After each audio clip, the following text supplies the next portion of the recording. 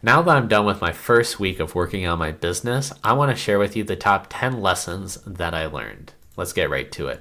Number one is the importance of having a product. Now, of course, when I'm starting up this business, family, friends, and just people that I'm talking to in general, they want to support me, but they may not necessarily see the big picture. So by having a final product or even just a demo can help clear that confusion and help share the true vision that you have. Now, before I get going further, if you could like and subscribe, that would do me a huge favor. I'm currently a smaller channel, but that just means so much more to me versus a channel that has maybe like 50 million subscribers and it's just a drop in the bucket. All right, let's carry forward. So number two, people care about the results first and your grind later. Think about all the big people that you know on YouTube, athletes, etc. They have a lot of attention. And then people start to go and backtrack and look at their history and their progress.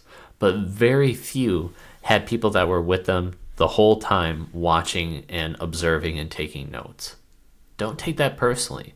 I'm creating YouTube videos where I'm just literally documenting what I'm doing, showing on a flowchart, etc. And people aren't really interested yet. But I know once I accomplish my big goals, people will be looking at these videos. So it's going to be a gift and a dividend for later. Third is knowing what the audience wants. I'm starting to hone in on that a lot more and just looking at YouTube videos more from a producer standpoint as opposed to a consumer. And what I've noticed is that goes into pretty much two categories.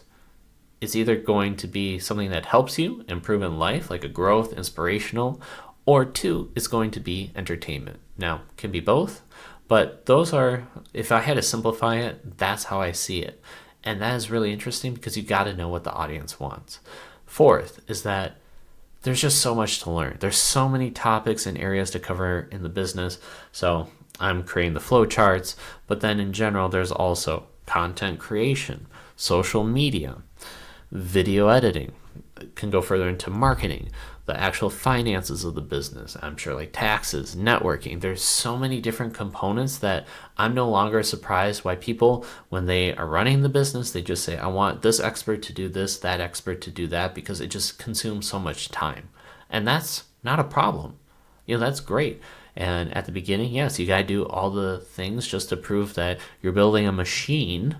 A business is the machine that works, so then you can improve efficiencies later on. But if it doesn't work and it's not effective at all, then there's no point in trying to bring other people along and trying to fix it when it's just a bad model. Number 5 is the importance of direction. So I've done other hobbies and projects, and I guess you could say like another business where my heart wasn't in it. Now, I knew I could do good. I know I could really improve, but I just feel like doing it. So when I'm running lower on time or lower on motivation, do you think that I really want to do that? No. But when I have this bigger picture and this vision, it doesn't matter about the current results or the situation. I have that drive, and that has been really powerful. Which brings us to number 6, is the power of consistency in rising to the challenge. So although I've been having to juggle a lot in my schedule recently, especially recently, I didn't wish for an easier situation. I wanted myself to grow and adapt to be the type of person that could handle that difficult situation. And I have. That actually required me greatly cutting down on screen time on my phone because I would spend so much time, waste so much time. And I'm sure even right now, I can be much more efficient with my time, but for the time being, this has been a major improvement. And that leads up to the 7th point, is procrastination can cause what I call project debt. And even though you can fix the procrastination and start to get some momentum, that doesn't mean that you wiped out the debt. So what I mean by this is similar to you have a financial debt. Maybe you're paying off a credit card.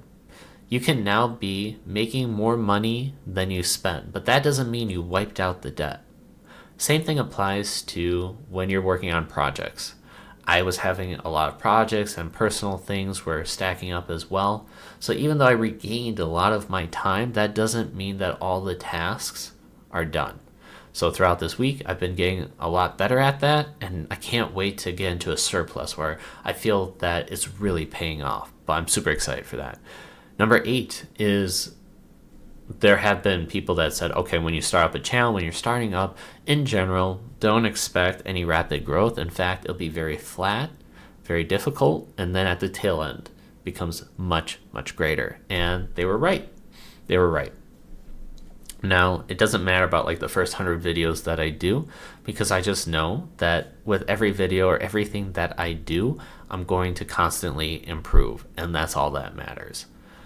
Number 9 is other productivity content that you can see on YouTube can get very overwhelming. It makes you feel as if you're not doing enough, that you're not worthy, that there's just so much that you have to do. But all I'm doing is creating what I need to do.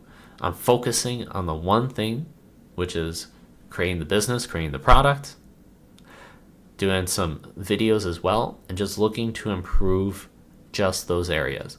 Now, I may listen to a little audiobook here or watch a YouTube video here or there just to get some ideas for later, but ultimately, I'm not trying to compare and get overwhelmed by all this extra fluff. Just focus on one thing, do the work, prove it slightly, and see how far you can push it. And then for my final point is sometimes I need to sacrifice activities, hobbies, in order to achieve the goal of the business. Now, I'm a person that I absolutely love social dancing. That is one of my hobbies. Everybody has their own thing, could be watching sports, but you get the point. And with the amount of time that I needed in order to catch up on things, I had to give up some of the social dancing. And that's rough, but at the same time, it's not that much of a sacrifice because I know what I'm giving it up for. And you'll hear a lot of people on YouTube or just in general say, yeah, I had to sacrifice and just focus on this one thing. And that started to hit home for me.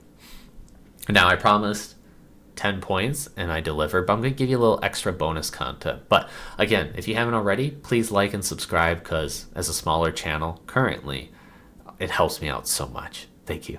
All right, so bonus point is I'm going to focus on actually delivering value.